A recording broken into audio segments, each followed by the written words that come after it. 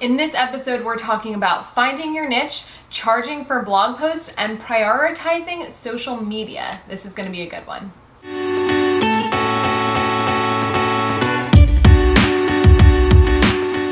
Hi guys, I'm Brittany from Not Another Blonde, and you're watching Blog with Britt, where I answer all your blogging and business related questions. I have to say that in one breath, and that's really hard. So excuse me, it sounds like I just ran 50 stairs. What? 50 flights of stairs, but I didn't. I actually just filmed 2 TikToks. If you don't have TikTok, you gotta get on it. Maybe I'll do like a whole blog with Britt about TikTok. But if you do have it, let's be friends. I'm at Not Another Blonde on TikTok.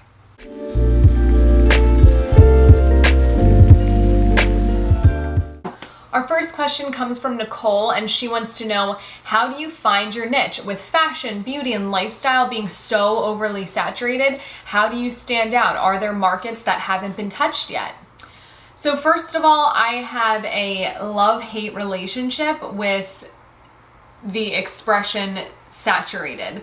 Like, if you think about it, the real estate industry, the home decor industry, the doctor industry, the nurse industry, the teaching industry, all of those industries are saturated. Like, there are hundreds upon hundreds, thousands of people who are millions of people who are real estate agents, teachers, doctors. Every market, I think, is saturated or could be perceived as saturated. So I think that there's always room for you to come in with your unique perspective and view. So yes, every market is saturated, not just blogging. At the same time, every market is not saturated at all. And I'm a true believer that there is enough to go around and there's enough abundance for everyone to get a piece of the pie. So I think that if you come in with your own perspective and your own angle and your own message, you will be able to stand out by following all the tips and strategies and tools that we've talked about in the Blog with Britt series and in the Blogger Blueprint, which is my 5-week course that just launched. So if you're interested in learning how to level up your blogging in 2020 and beyond, go to www.nabmediagroup.com/courses and check out the Blogger Blueprint. I feel like this is what you need. In that course, we talk about how to find your niche. But, right now, to kind of answer your question, how do you find your niche? Can you still stand out? Yes and yes. So in order to find your niche, I always ask clients or students, what is the absolute one area of expertise? So if you would consider yourself an expert, what area is that? If it's fashion, let's even get more micro with that. So within fashion, do you consider yourself an expert on jeans, on sweaters, on headbands, on jewelry? Where does your absolute area of expertise lie? So that's one question to ask yourself. What is your absolute area of expertise?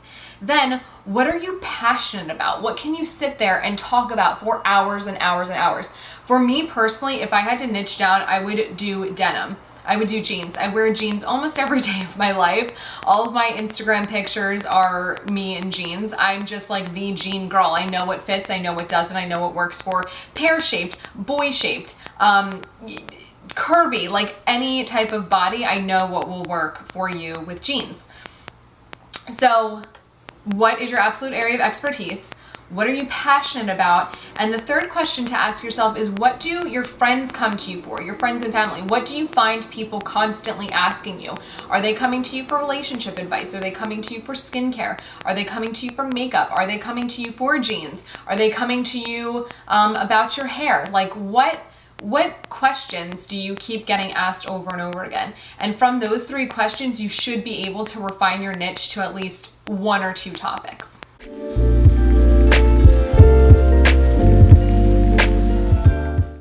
Our next question comes from Kate's Numbers, and she wants to know, how much should I charge for blog posts? I do a lot of work and sometimes it is for free. Girl, I feel you. We've all been there. We've all done free work. We've all done more work than we should have for very little pay. So, this is totally normal, especially if you're just starting out, you're gonna have to work for free.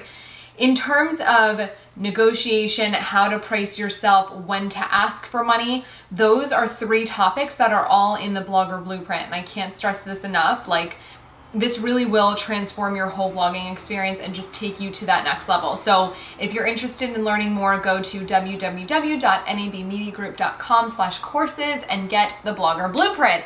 It is a game changer.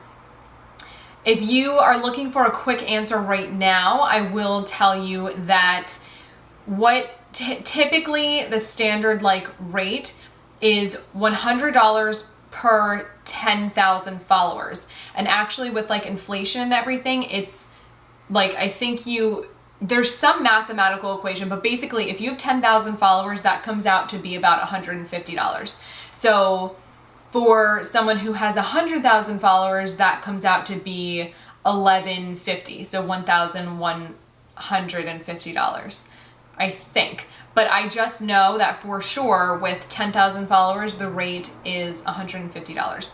It used to be $100 per 10,000 followers, so then that would have put someone with 100K at $1,000, but the formula has changed now, which is changed in our favor, so now we get more for less, which is great.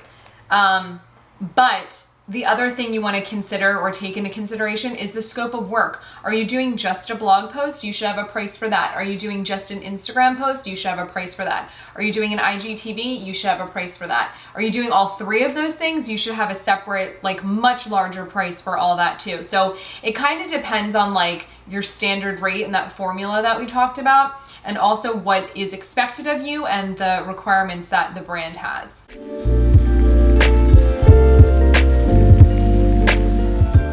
Our last question comes from Sweatshirts and Dresses, and she wants to know, how do you prioritize all your social media with all the different platforms out there?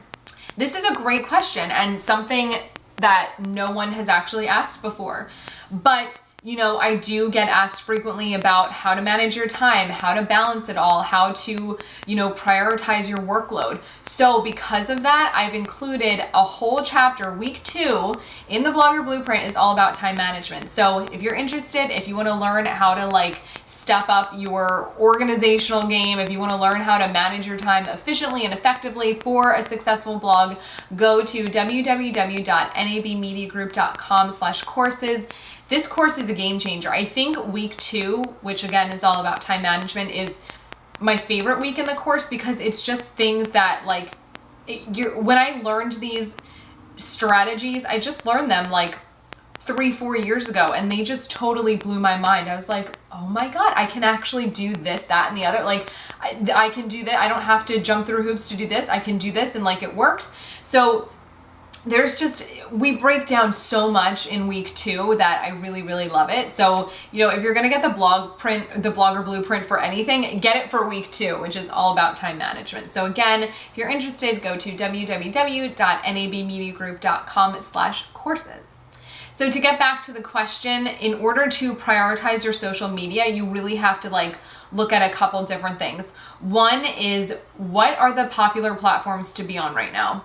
2 is, what works well for you? What do you feel comfortable in? Where do your strengths lie?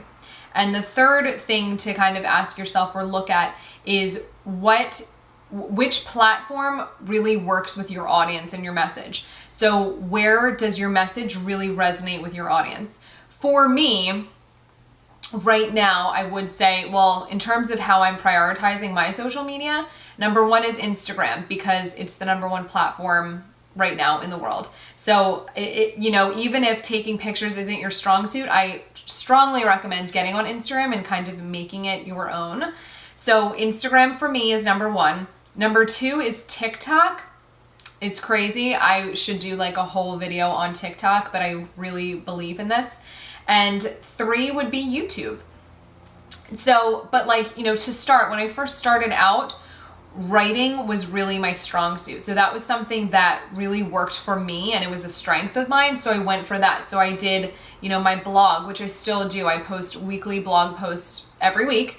And then I'll do a bi-weekly newsletter that's heavy on writing. And then, you know, if you do love to write, I would recommend Twitter too. Twitter's just not something I ever got into. I never did it. I have an account, but it's not active at all. So, you know, and then another platform to look into if you really like to write and that's your strong suit is Medium. So we've got your blog, newsletter, Twitter, and Medium. So if your strong suit lies in writing, those would be the 4 apps to go for. If you are a visual person, you're very creative, you're kind of artsy, you can think outside the box, Instagram is great for you because it's very visual heavy. And same with Pinterest. So Instagram and Pinterest, if you are into visuals and taking pictures and photography and all that. If you're into video or audio, speaking, like doing this, you know, face-to-face stuff, you can do IG Live, IGTV, IG Stories, TikTok, Snapchat, podcasts. So those are all like very voice and video heavy. Well, not podcasts, but some people actually do a podcast like this as a vlog or a video and then take the audio and turn it into a podcast. So people actually record their podcast and put it on YouTube. So, you know, those are kind of the 3 things to really, you know, look at. Where do your strengths lie? What's popular right now? You know, where is attention, consumer attention? And then what works with your audience? So if you get a high response on Twitter, go for Twitter. I know I have a client right now who has a huge engagement rate on Twitter. So she focuses on Twitter. If your engagement is really super high on Instagram, focus on Instagram. If it's on YouTube, focus on YouTube. So that's kind of how to prioritize things, in my opinion. Thank you guys so much for watching. I appreciate every view, every comment, every thumbs up. So if you liked this video, please give it a thumbs up. If you have a question that you would like answered on the next Vlog with Britt, leave me a comment in the comments section. If you want to know what I'm wearing, I tag everything in the description of the video, like my jewelry, everything. And please subscribe to this video or to this channel if you like this video. I post new videos every Wednesday.